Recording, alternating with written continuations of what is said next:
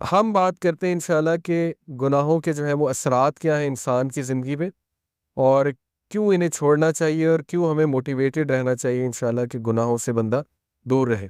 سب سے پہلی بات تو یہ سمجھنے دیکھیں کہ گناہ کی نیچر ہی ایسی ہے کہ وہ آپ کو نقصان دے گا۔ یہ اس لیے نہیں ہے کہ اللہ آپ کو پنش کر رہا ہے، اللہ تو انسان کو پنش کرنا چاہتا ہی نہیں۔ قرآن میں ہے، سورہ نساء میں اللہ کہتے ہیں اللہ تمہیں پنش کر کے کیا کرے گا اگر تم اللہ کے ماننے والے اور اللہ سے استغفار کرتے ہو، اللہ کا شکر کرتے ہو۔ اصل میں تو انسان خود پنش کرتا ہے اپنے آپ کو۔ تو جس طرح ایک ریڈیو ایکٹیو مٹیریل نقصان دہ ہے، اس کے قریب آپ جائیں گے آپ کو کینسر ہو جائے گا گاما ریز کی وجہ سے۔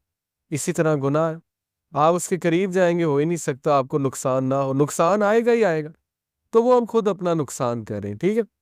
تو اس کے اثرات کیا ہیں؟ سم of the consequences of sun, ابن القیم کی کتاب سے اخذ شدہ ہے یہ کانسیکوینسز، 9-10 کانسیکوینسز نے بتائے۔ یہ اس لیے ہے کیونکہ نفسیاتی طور پہ ہمیں جب ایک چیز کے اثرات پتہ لگ جائے کانسیکوینسز، تو موٹیویشن آ جاتی ہے اس سے بچنے کی، اس لیے بتا رہا ہوں، ٹھیک ہے۔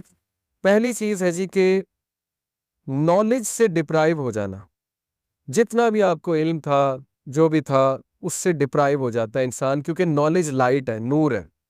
گناہ جو ہے وہ نور کو لے لیتا ہے، اور یہ اکثر اسلاف جب ان کے پاس کوئی شکایت کرتا تھا آ کے کہ میری میموری ویک ہو گئی ہے، یا مجھے کچھ چیز یاد تھی، قرآن کا کچھ پورشن یاد تھا وہ بھول گیا ہے، تو وہ اکثر انہیں یہی ایڈوائز کرتے تھے کہ آپ استغفار کریں، کیونکہ گناہوں کی وجہ سے چیزیں بھول جاتی ہیں، ٹھیک ہے۔ تو یہ ایک بہت بڑا اثر ہے۔ اللہ معاف کرے کسی نے قرآن حفظ کیا ہوا ہے اور بالکل نکل گیا ہے دل سے، تو یہ ایک فکر کرنے والی بات ہے، اور اس کو کوشش کرنی چاہیے اس کو واپس لائے، اور اپنے گناہوں کو بھی ظاہر ہے ان سے توبہ کرے۔ دوسری چیز، رزق کا چھن جانا۔ اللہ کے نبی صلی اللہ علیہ وسلم نے فرمایا، ابن ماجہ کی حدیث ہے، صحیح حدیث ہے، ایک شخص کو رزق ملنا ہوتا ہے حلال سے، لیکن وہ جلد بازی کر کے گناہ کر کے وہی رزق حرام سے لے لیتا ہے، تو پھر اس کو ایکسٹرا کچھ نہیں ملتا، جو اس نے لے لیا وہ مل جاتا ہے، نہ اللہ کی ہیلپ اس کے ساتھ ہوتی ہے۔ اور یہ جو حدیث ہے جو میں ابھی سنانے لگا ہوں، یہ کیا ہے؟ A man is deprived of provision because of the sins that he commits۔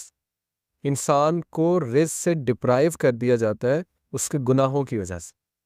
اب یہاں پہ ہو سکتا ہے آپ کے ذہن میں سوال ہے کہ نہیں یار فلانا اتنے گناہ کرتا ہے، وہ تو موجیں کر رہا ہے، ٹھیک ہے، اس نے تو پلاٹ بنا لیا، یہ کر لیا وہ کر لیا۔ تو دیکھیں رزق 4 طرح کا ہوتا ہے: financial wealth, emotional wealth, social wealth, time wealth.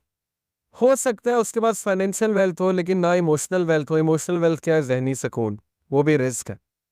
غنا، ٹھیک ہے، دل میں ایک سیٹسفیکشن۔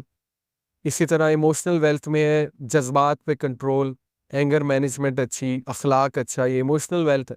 ہو سکتا ہے وہ بندہ اس سے محروم ہو۔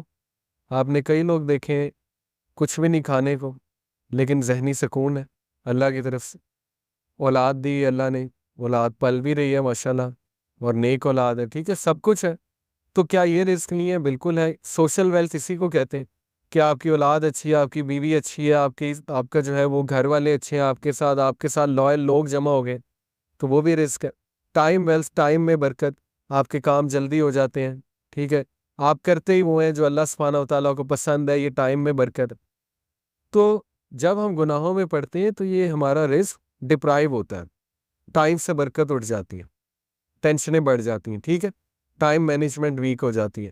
نمبر 2، آپ دیکھیں نا گناہوں میں وقت کتنا ضائع ہوتا ہے۔ اللہ معاف کرے اگر ایک گناہ عادت بن چکی ہے، 4 گھنٹے 3 گھنٹے لوگ اس میں پڑے رہتے ہیں، ٹھیک ہے، اور وہ ضائع ہو رہا ہے وقت۔ سوچیں کتنا وقت ہم جوانی کا ضائع کر دیتے ہیں، ٹھیک ہے، ان چیزوں میں، اللہ معاف کرے۔ تو اس سے نکلنا ہے، اپنے آپ کو موٹیویٹ کرنا ہے۔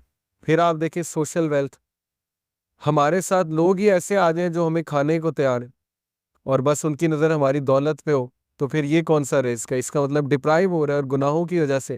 پھر آپ دیکھیں ایموشنل ویلتھ، ذہنی سکون ہے ہی نہیں، ہر وقت ٹینشن ہے، ہر وقت سٹریس ہے، ہر وقت پریشانی ہے، ہر وقت منہ پہ شکایت ہے، تو اس کا مطلب گناہوں کے اثرات آ تو رہے ہیں۔ تو اس لیے گناہوں کے اثرات رزق کی تنگی سے آتے ہیں، ٹھیک ہے۔ رزق کبھی اللہ بڑھا کے دیتا ہے، کبھی گھٹا کے دیتا ہے، اوورآل رزق تو لکھا ہوا ہے، لیکن یہ اللہ کی ڈسٹریبیوشن ہے۔ اللہ اپنے بندوں کو چیک کرنے کے لیے کبھی زیادہ دے دیتا ہے اس کوانٹٹی میں سے، کبھی کم کر دیتا ہے۔ جب وہ دوبارہ استغفار کرتے